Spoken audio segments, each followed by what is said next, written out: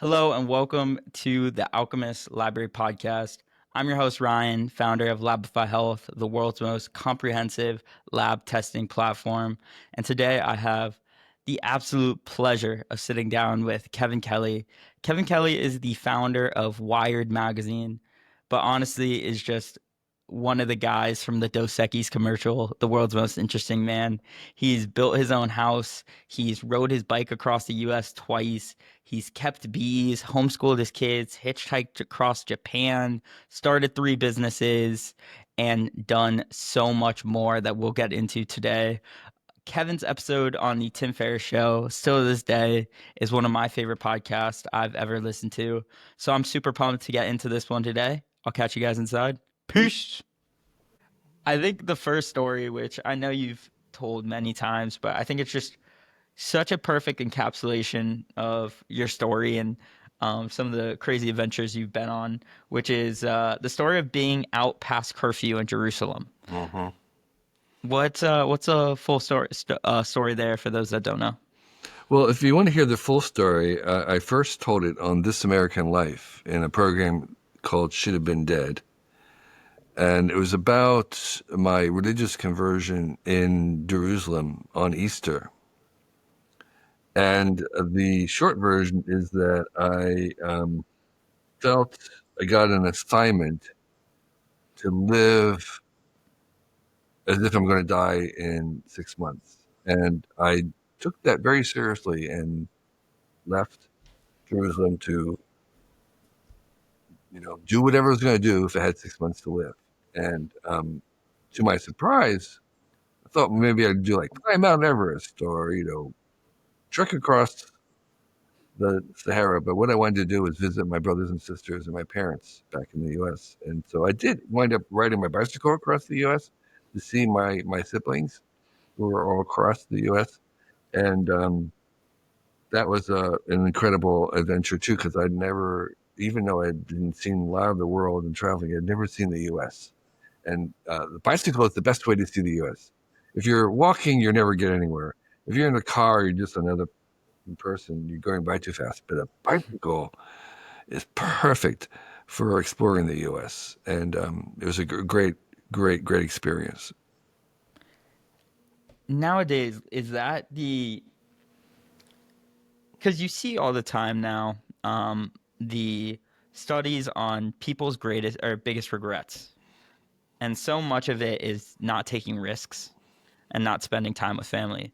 Do you feel like you avoided a lot of those regrets that typically people have by just positioning in your mind of I have 6 months to live. Yes, What would I need to do? exactly. Um, Most people's regrets are about not things that they did wrong, but things that they didn't do. And so you want to say yes as much as you can to opportunities. Um, I think I recommend that young people, live as poor as they possibly can to experience what the worst might be if things got bad, so you're more confident taking risks because you said, well, I know what it's like to live on rice and beans in a sleeping bag because I've done that, so I'm not really afraid of that. I'll take a risk. And I think at the same time, you do want to live like you're going to die in 6 months because you'll make sure you do those important things of telling people that you love them and how much they mean to you. And then again, that liberates you to take risks and do something that might entail failure, knowing that you sort of already have prepared yourself for the worst and have gone through it. Do you have any prescriptions for young men in the sense of as you look back, obviously that is a very transformative experience for you. Like, is that or any others come to mind for you as experiences you feel like every young man should have? Because there's such a loss of rate of passage in current society. And we've seemed to kind of just go and not really have that true transitionary period. Are there any practices you recommend? Well, you say young men. I don't normally think in terms of just young men. I have several daughters, and so I don't know if there's something special for young men versus young women that I would recommend. And also, I think maybe you have in your mind American young men because I tried as much as possible to look outside the U.S. because increasingly the U.S. is a smaller percentage of the world, and what we're doing, while we're still a major power, we're day by day becoming less of a major power. And what happens in the rest of the world is this is something China and India is almost as important. So it's like, well, what would I say to the young men of China and of India? And I think all of us are on a journey to try and become our most authentic self, our true self. We want to take this weird mixture of talents and abilities and experiences that we have and use that to benefit others. And it's a very, very difficult thing to figure out who you are, what you're best at, what you're good at. And it takes everybody around you to kind of becoming unique is not a solo project. It actually is weirdly requires the whole world to help you become unique. And so um, I think young people should, as much as possible, be trying to find out what they're really good at. And I think the way you do that is you master something first. It doesn't matter what it is almost, just anything. Become a master of something, whether it's a trade, a skill, whether it's programming, but you become a master of something. And in that mastery gives you a little bit of a platform, maybe even some income, whatever it is, that will then allow you to gradually crawl and stumble towards what's more of you. Mm. And so my best advice for people starting out is master something, become the master of something, world class if you can. Just something that you're curious or interested in, or you find ease at doing and other people find difficult. Do that and become the very best that you can at it. And from that platform, you then have a way to begin to move closer to more stuff that you like, more stuff that pays well, more stuff that other people can't do. So don't wait to kind of find your passion. No, no, no, no, no. That's not, that'll be stultifying. They'll be paralyzed because you don't know what your passion is. You get to your passion by mastering something. Mhm. So it could be a sport, it could be a job, it could be a trade, it could be a skill, it could be something weird that no one else is interested. It doesn't matter. Just master something. I think it's such a great approach because, we think about things we like what we're good at the end of the day. And Yeah. in the majority of cases, we like what we're really good at. And so by taking the approach of mastery, then you develop a love for something over time. And Right. I think about my own journey, and I started this podcast as a junior in college when I was studying abroad.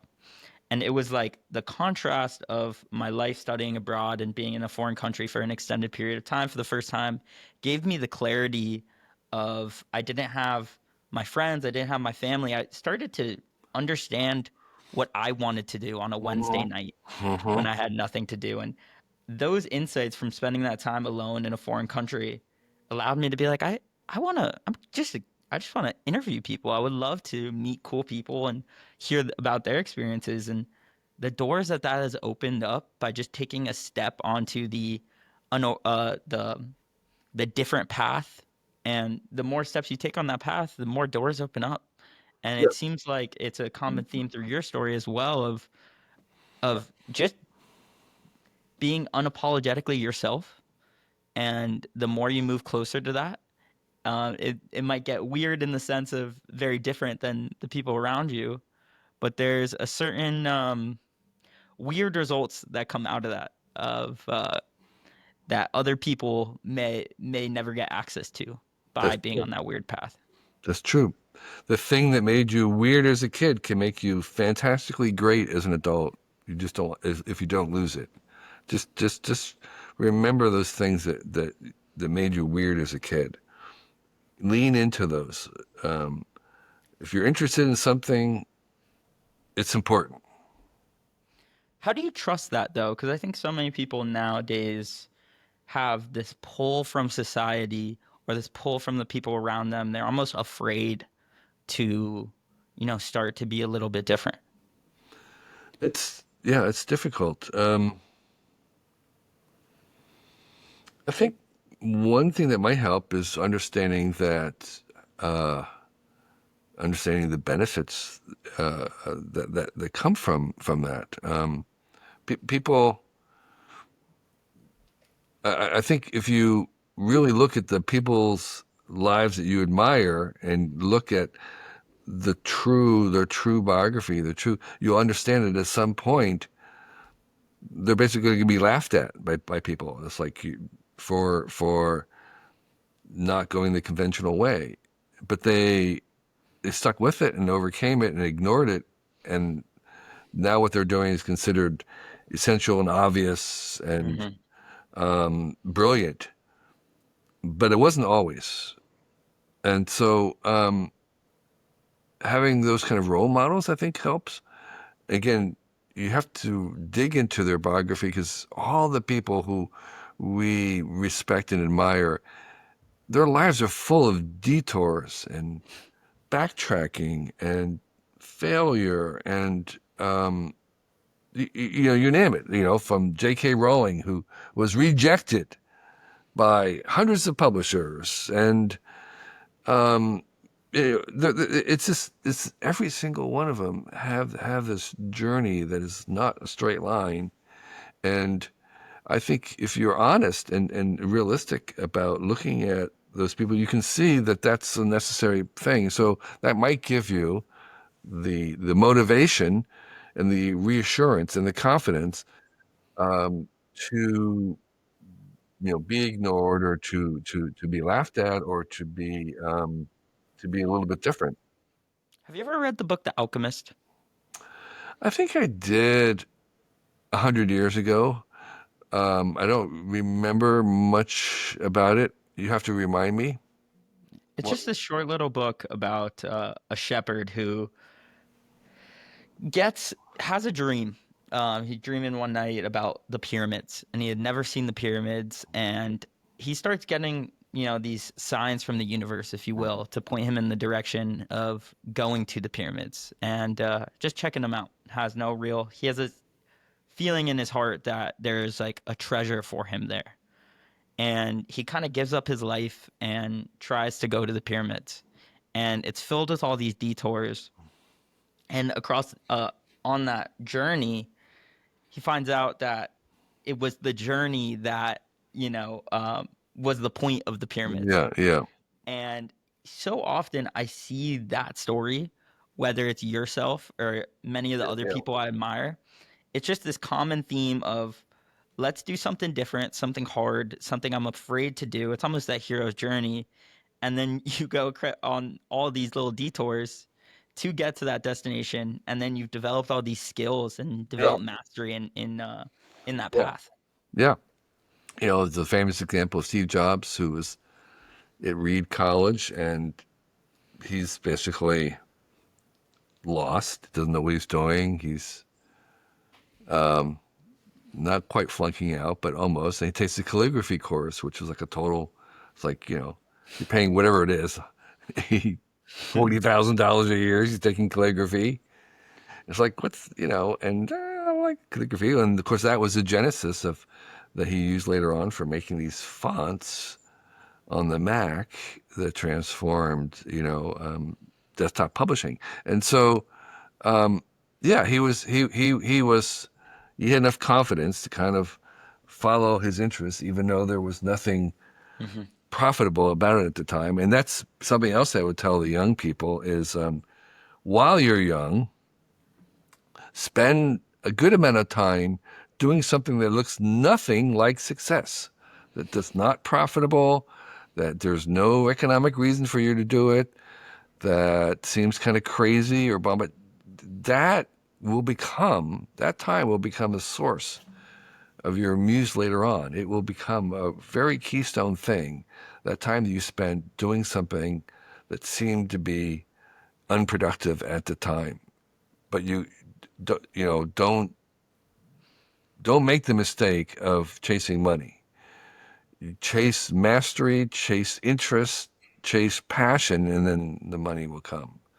And it doesn't. I know people who are born in great, tough times in their lives and whole countries that way. It's still true for them. That yeah, you need to eat, but that's why you want to master something. Because if you master something, then you have a platform to kind of go on. But you don't don't chase the money. Chase your curiosity. Chase your interest. And what's an example of that for somebody who, let's say, they've graduated college, and they've just graduated college, and all they know is that I don't want the traditional 9 to 5 Right. life. I don't know what I want to master. I don't know what direction to go in on anything. What would be an example for a person like that of, a venture to embark upon and Yeah. something to gain mastery over? As you were saying, there must be something that they enjoy doing. Something that they spent 8 hours doing, and they want to do again tomorrow. Maybe it's playing video games. I don't know. If that's what it is, do something with video games.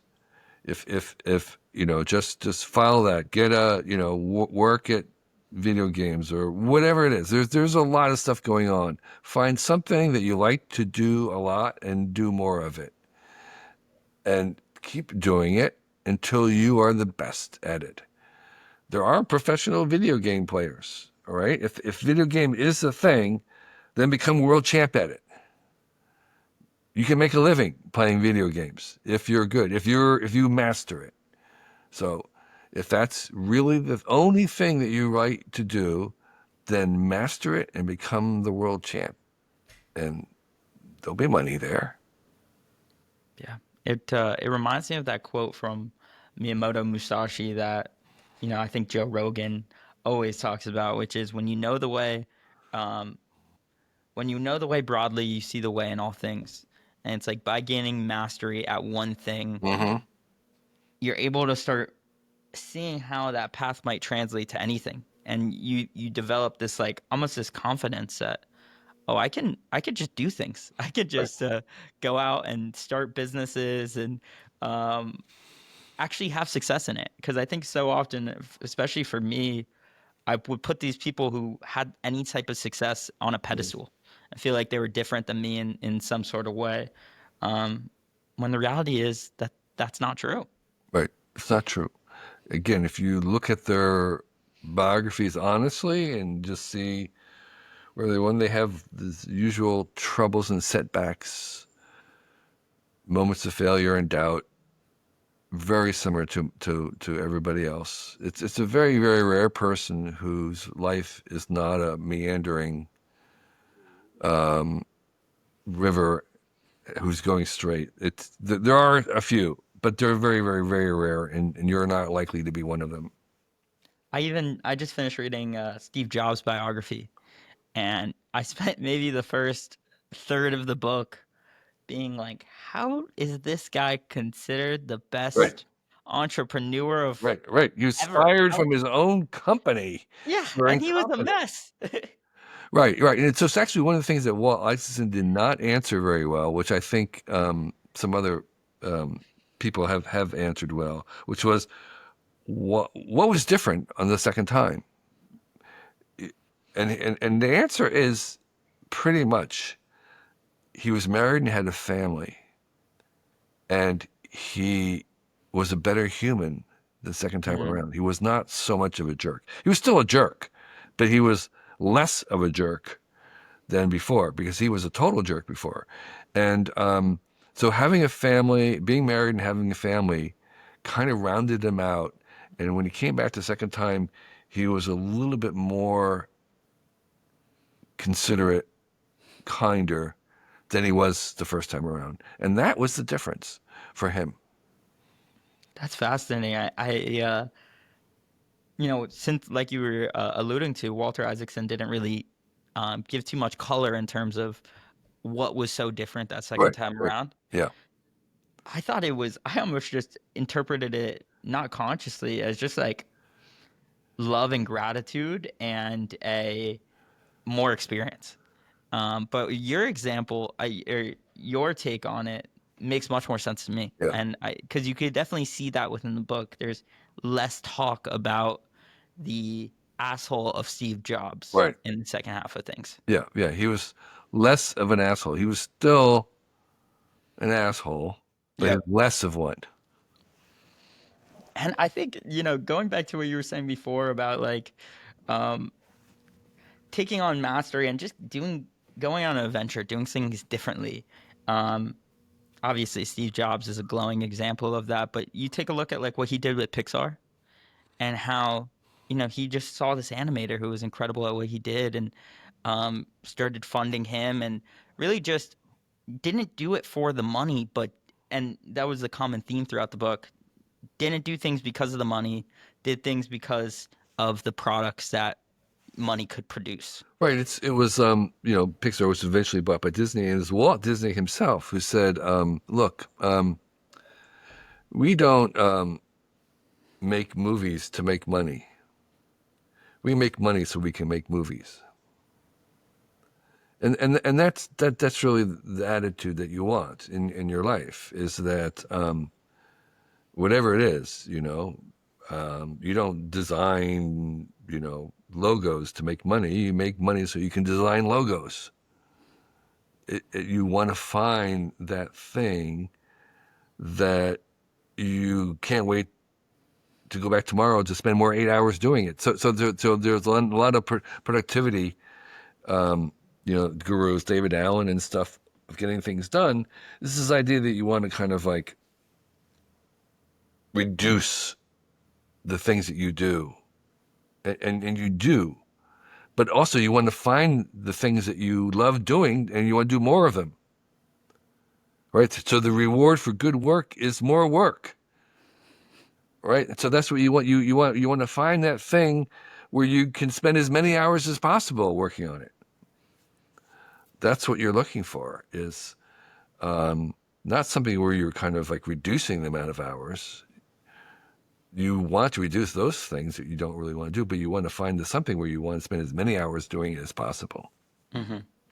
And I think it's becoming harder and harder to do that in the modern world with the rise of it almost feels like we're in an epidemic of like the short form content.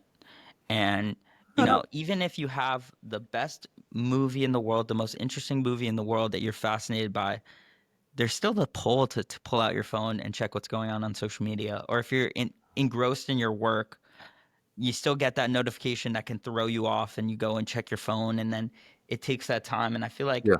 I this don't have I don't have that problem. I don't have social media on my phone. I just use it on my desktop, and I find it easier to control. Um, absolutely. and it's also not true that we have a shorter time attention spans because we have the rise of one of the first ones was Lost, which was 100-hour long movie. The complexities of things like that were beyond anything that we had in the 60s and 70s. It was incredible. So people are, the Tim Ferriss, the Lex Friedman's 8-hour interviews. Yeah, and people are listening. People, I'm listening to it. So Yeah, me as well. it's completely bogus, the idea that we're only pay attention to short things. It's not true at all. Hmm. I guess my point was the longer you're able to do one thing without getting distracted, the bigger of a competitive advantage you have. That's true. And people are spending less and less time, less and less concentrated effort on one task. Yeah. And it seems like we have an epidemic of that of sorts.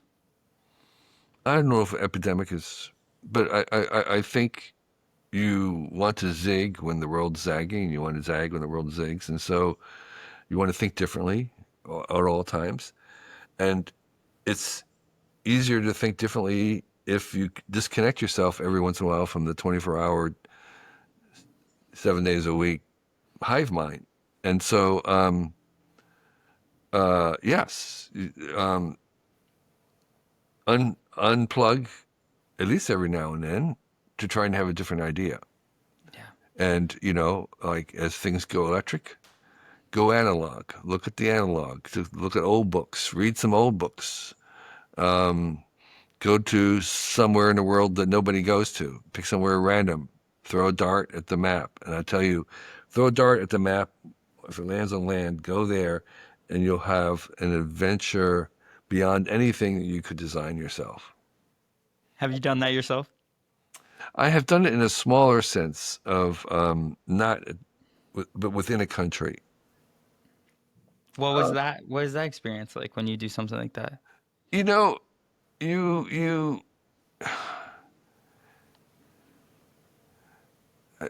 it's very hard to explain, but you wind up. First of all, it's the journey. That is, journey is the destination. It's the journey there, and you wind up seeing things that you had no idea there. So it's really like going somewhere for the very first time and not knowing what you're going to see because there's no preconceptions. So you don't. Mhm. So everything is a surprise, even though it may not be a grand spectacle. It's a surprise, and you had no idea it was there. So you're one surprise after another, and then usually there's. It's sort of like a really good photographer can make a great picture almost anywhere if you stop and slow down. And so you're going to meet people that are world class interesting in this place that's a random place. And it's just a joy because everything is beyond your expectations because you have no expectations. Mhm. Where do you think like I've been thinking about this question for myself, and admittedly, it's a selfish one, which is as I think about where I want to live in the world, Mm. um, as a young guy at 24 years old, and I have complete work freedom in the sense Right, of right. everything I do is on my computer, and I don't need, I'm not tied Sure, down to one sure, sure, location. sure. How should I think about where to go? Yeah, no, And that's a great question. And by the way, they've done some work. I think it was Richard Florida, maybe, who of all the factors in people's happiness, the one factor that you have some control over is where you live. And so, like, if you are where you live, kind of like what part of the world, what city of the world makes more difference on your contentment than anything else that within your control. And so where you live does make a huge difference of how well you prosper. And I would say at 24, um, what I would be doing is trying, doing the digital nomad thing is I would, look around the world to see. I would try some places to see what it is, so that when you finally get somewhere that you like, you know it. Um, Mhm. and I think it really does force you to think about kind of your priorities in life and what you're looking for. I know a lot of people who really stress relationships and family first. And so they want to be somewhere near their family, their siblings, their parents, whatever it is. That's number one. There's others where they have economic opportunity is number one, and they're gonna place themselves there. And then there's others who see their love is what they do outside of work, um, you know the nearby wilderness or whatever. And so I think you just have to try some stuff, and you're young enough to be able to try some things without having to make that decision right now. Is there anywhere in the world that surprised you in the sense of you had this idea in your mind of it being one way, and through your travels, you realized it's so far off? Um, yeah, I was just recently in Poland, and you have kind of maybe a vague idea of Poland. It's like nothing like that. So that was and I went to the Baltics too, and where I had no idea, I had no preconception of Baltics, and that was like, oh my gosh. But Poland was not at all I had a few glimmering stereotypes about it, and it was very different from that. So that was a surprise. Um, what else? A surprise. Uzbekistan. Total surprise. Again, How so? well, the Uzbekistan is like Iowa. It's like the Iowa of Asia. It's cotton farmlands are very sturdy people who they're not lingering around. They're not like hustling everything like the Vietnamese. They're much more solid and salt of the earth and very uh, they're kind of square. They're square. They're kind of they've got their it's like Iowa. It's like farm country. Yeah. That's the Uzbekis. They've been around a long time. They're in Central Asia, and we think of them as landlocked, most remote place in the world. And they're saying, no, we're the center of the world. Everybody's come through here. What took you so long to get here? That's very funny. Yeah, yeah. So they eat bread, a lot of bread. Um, you know, there's no nonsense. Hmm. You know, just kind of like it's like Iowa. Do you still have the desire to travel a lot? I do. I lost it during the pandemic, but I regained some. I just finished the last 100. I just walked the last 100 kilometers of El Camino de Santiago in Spain last week, and I've just done a river cruise down the Mekong from Cambodia into Vietnam. Um, so yeah, I do. I go to China a lot because that's my main livelihood is giving talks in China because most of my fans are in China. So Why is that? Do you just know? an accident of my book being my first book being translated into Chinese at the right time for Mm. all the entrepreneurs like Jack Ma and others to read the book, which inspired them to do the internet stuff. So they talk about the book, and everybody in China has to read the book in Chinese. Wow. That's so funny. I mean, it's fascinating, right? Like, was Yeah, that yeah. completely unexpected for you? Oh, absolutely, 100%. Yes, I did not engineer that whatsoever. That's awesome. And I have to ask you about the El Camino because that is something I've been fascinated by. I've always Yep. had, I've definitely had a love for Spain, and I love to walk, and a pilgrimage in that regard. It seems like there's so many things that come together that makes me uniquely curious about it. Oh What yeah. was your experience like with it? Well, I also walked the last 100 kilometers of the Portuguese way of the El Mm. Camino a couple of years ago. We did the last 100K of the French way, um, which starts in Sarria. Um, it's wonderful. It's actually fantastic. We use assisted backpacking um, outfitters, so you can walk with your pack and stay at the hostels, which are a lot of dormitories. I walked with 8 other people, and we had a little bit of an upgrade. So we walk with what I call assisted backpacking, meaning that our luggage is forwarded every day. So we just carry day packs. Oh, nice. It is the way to go. I tell you, it's not very expensive, and it's like go that way. So there are plenty of outfitters that do it.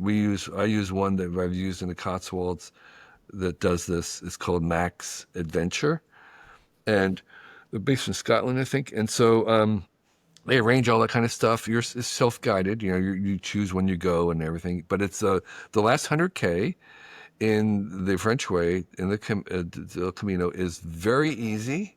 It's lots of varieties. There's cafes and stuff all along the way to stop. Very cool. Um, it is the accommodations are plentiful,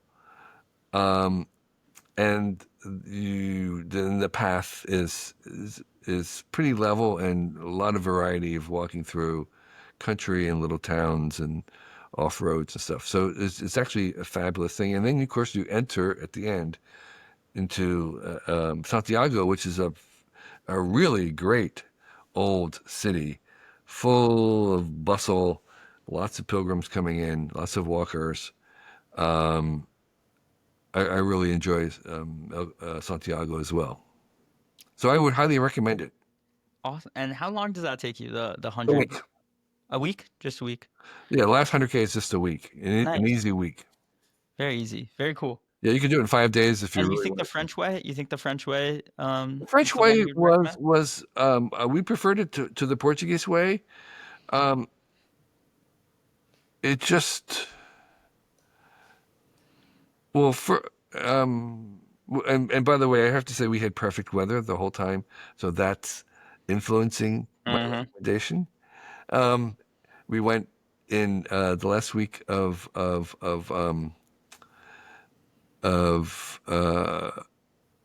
March, the last week of March, and it was perfect. And it was off season. I would not go in the summertime myself. I don't do well in the heat.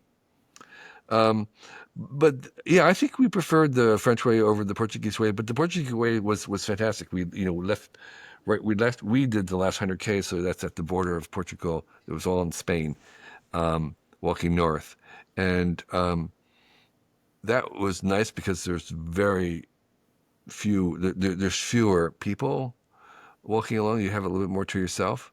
Um, and the huge variety. You're walking along the coast within sight of the ocean oftentimes. So it was very nice. Um, I have no hesitation about doing more of either. I When I lived in Spain, it seemed like all the locals told me I had to go to San Sebastian. And it seemed like time and time again, that was the one area in Spain that everybody said you need to go experience. That passes through there, right? With the French way? Not the last 100K does not. Oh, okay. Have you been out there? No. Interesting, interesting. I I've been to Bilbao up in north Oh yeah, right, right, in, connected to it. in the Basque area, but I not San Sebastian. And so I want to transition into talking about the book. Um, Excellent advice for living. Um, it was a book you released it in 2023, correct? Yes. And it it seems like, I wanted to ask you when you started writing it, but it seems like it was more of something just from my own intuition that has been chewing in the back of the mind of, all these lessons you've learned since really you started this journey at probably, well, what would you say, like 17, 18, when you really started to embark upon fully living life? Yep. Right after high school.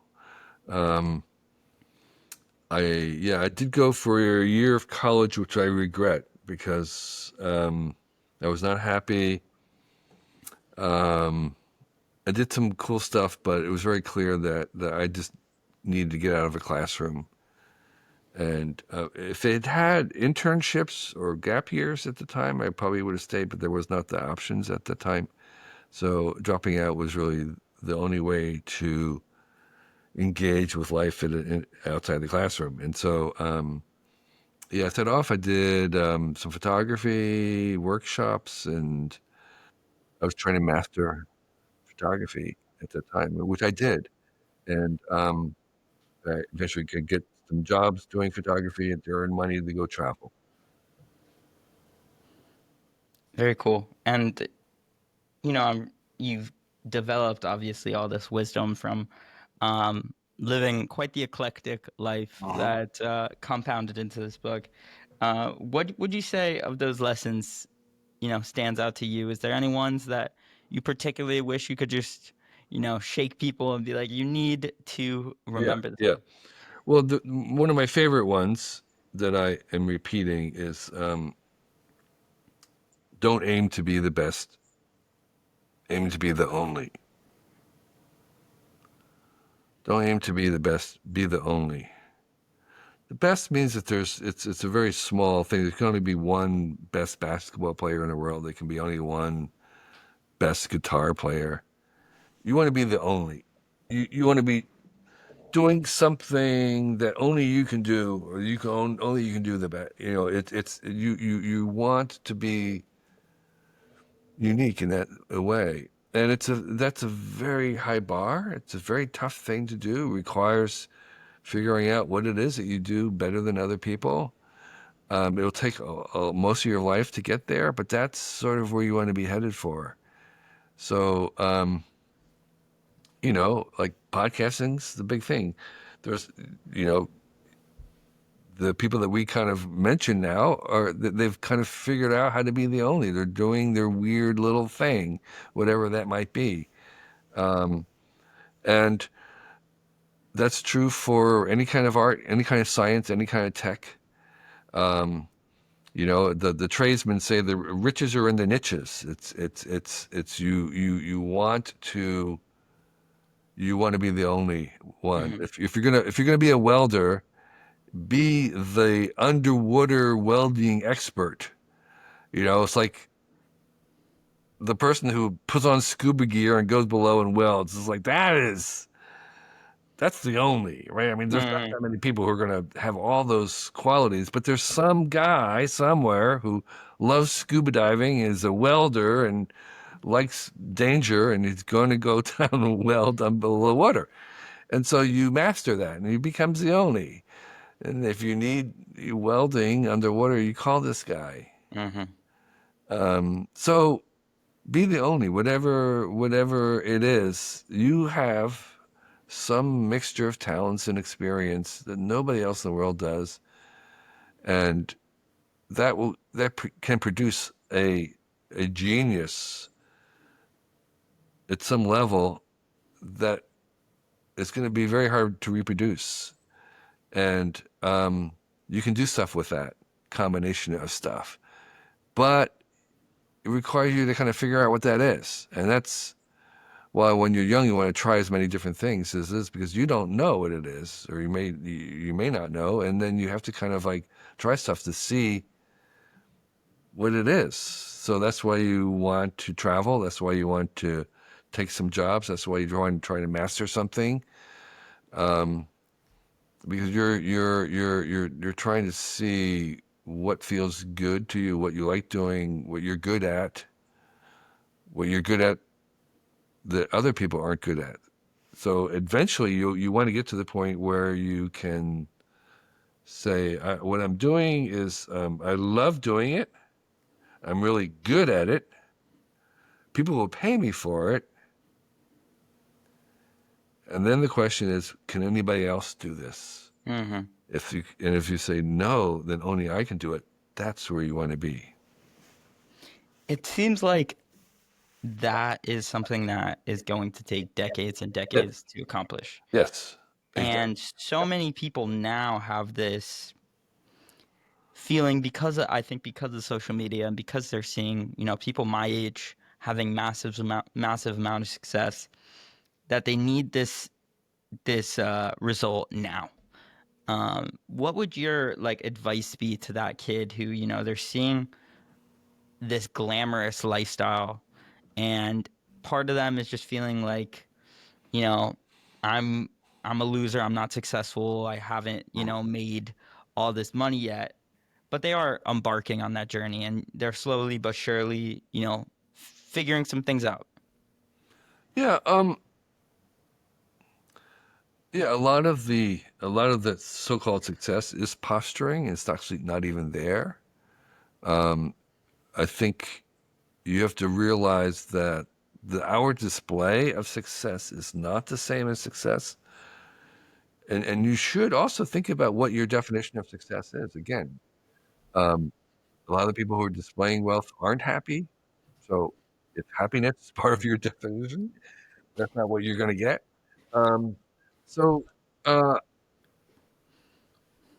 I think part of my own journey was having a definition of success that was different from what the expected definition was. For me, it was not having a lot of money; it was having a lot of time.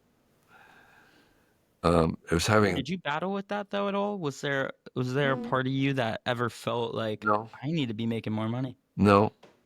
I signed up to be poor. I was signing up to be poor most of my life, but having total control over my time so that I could be creative and do stuff that I wanted to do.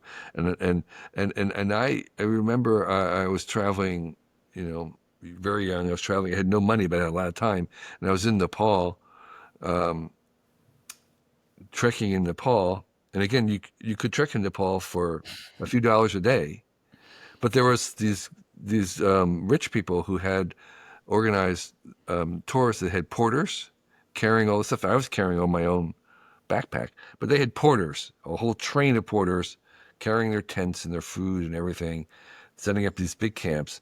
And I remember mingling with this one older guy who was on one of these tours, and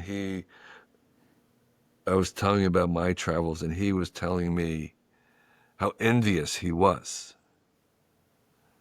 with my life because I had so much time to see the things that he was imagining he could see, but he could not afford to see, even though he was really, really rich.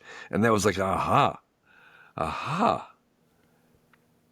this millionaire is envious of my wealth because I have something more valuable than money. I have time. And so I really focused on having the time wealth. And I got to see that as people had more money, they often tried to buy time, but it was much, much better to have time than to have money. I think it reminds me of that scene in the movie Wall Street that everyone Right. always talks about with Charlie Sheen, where I think it's him being asked, and I haven't seen the movie in a while, but being asked something about like why he wants to make money or something Yeah. like that, and he says, "So I could ride a That's like motorcycle across and China. Yeah, right. yeah," and then he's like, "Dude, you could do that right now. That's like Right. that's a very low cost Right. life." $1,000 you could do it you could literally do it for $1,000 today. You can buy a cheap motorcycle in China or rent one. There's motorcycle clubs everywhere for a couple $100. The rest of it would be food and lodging for $1,000. You could ride a motorcycle across China, and you could work at McDonald's for 6 months doing that. No doubt, no Yeah, doubt. And so Kevin, you live in California right now, and I know obviously you've lived all over the world, like we've talked about throughout this episode. What is it about like the United States being home? Because a lot of people nowadays talk badly about, the U.S. and what is it about, the U.S. and California specifically that causes you to, stay here? yeah, yeah. So I have deliberately chosen to be in the San Francisco Bay Area because it is the center of the universe in terms of defined by this hotel clerk in New Delhi, India, who defined the center of the universe as the place with the least resistance to new ideas. And What so a I am beautiful quote. interested, I'm in the ideas business, and I am here because there's the least resistance to new ideas. And that's where I've decided to plant myself. And Mhm. so I'm surrounded every day with people with crazy ideas all the time. I mean, every single dinner, there's people doing the AI stuff and doing biotech stuff and just weird stuff, and it has been for a long time. I was involved with before Wire of the Whole Earth Review, where we were cultivating these kind of conceptual news. So so Silicon Valley in particular, in California, in the U.S., is the center of the universe still, and that's why I'm here. It's a great answer. It's a very, very cool answer. And I mean, that AI stuff, I know you have your finger on the pulse with all that. And I'm admittedly not as aware of all these different tools that are out there. I recently got into Replit, I believe is Yeah. how you pronounce it. Hmm. And the capabilities nowadays with the AI and um, it's mind blowing. Yeah. It's really really cool to see. What's your kind of take on it? Are you optimistic? I know you tend to be. Yeah, Um, I'm very optimistic. They're interns. no doubt. The relationship is for the time being, for the next couple of years, we'll say, they're still interns. They're lazy interns often because they tend to want to give you the average answer. They're capable of giving you much better answers, but you have to know how to manage them. You have to nudge them. You have to know how to prompt them to get them to do their best work. So dealing with them is a skill. That's something that's very clear, including the generative models to make the AI, the pictures, the images, the video. It's the same thing. There's a skill. Some Hmm. people put their 10,000 hours in it and they're very, very good at it. And others kind of expect just to click the button and get what the answer is. No, it's not. They're lazy interns that have to be managed Hmm. skillfully. But you can have as many of them as you want, and they're as many interns, and they're very, very powerful, and they're capable of incredible things if you manage them correctly. So I'm at a place with my business right now where um, I'm trying to develop like a library of prompts Yep. that for tasks that I use often that are important. Mm-hmm.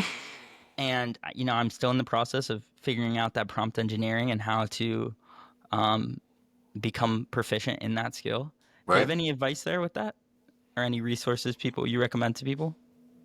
Well, no, it's changing daily. The only advice would be to become the only. Um, Here's the thing right now is there are no AI experts. Compared to in 30 years, we'll look back and say there's nobody who is an AI expert where we're going. And so that means this is a frontier, and it means that almost anybody could, become a master of this. And so I would say if you're doing something with prompt engineering, trying to get a library, I know that there's even marketplaces for prompts and people figuring out how to swap them or make them better. The thing about this is going to be changing on a weekly basis. Um, but if you want to, there's the option of mastering this and becoming, the master of this particular corner of the world. That's something. But to literally master, to understand, to explore the whole thing. So the people I know who are good, they put their 10,000 hours in of immense amount of just understanding and testing it and trying it and having a very good mastery of prompting that AI. And that's going to be that's going to be a way for many people. That's going to be a business for people. That's going to be a career in some ways that we don't understand now because there's we call it prompt engineering, but that's probably not the right term. As I said, you want to be somewhere where it takes you a half hour to explain to your parents what it is that you do. That's a good sign where there's no language for what it is that you're doing. That's a great quote. So yeah, I think that's the perfect place for us to end this conversation here. It's be the only. I think that right, that's really the key to this conversation. And take some risks. Go live life a little bit. sure. Um, Kevin, I admire so much of what you do. I appreciate so much of you do. Your story is something that I definitely have found some inspiration in and has inspired me to get out of my comfort zone a little bit. So I appreciate you, and this was a fun conversation today. I am really glad to be here. People want to see more of me on my initials, kk.org. And I have a weekly newsletter that's free. Comes out every Sunday morning. There's 6 recommendations. It looks a little one pager in total. Very, very short. things that we recommend for that week, like people to follow, books to read, movies to watch, gear to have, apps to use, destinations to see. Recommendo.com. Awesome. I'll Alrighty. link to that stuff in the show notes. Kevin, thank you for being here today. My pleasure. Thank you.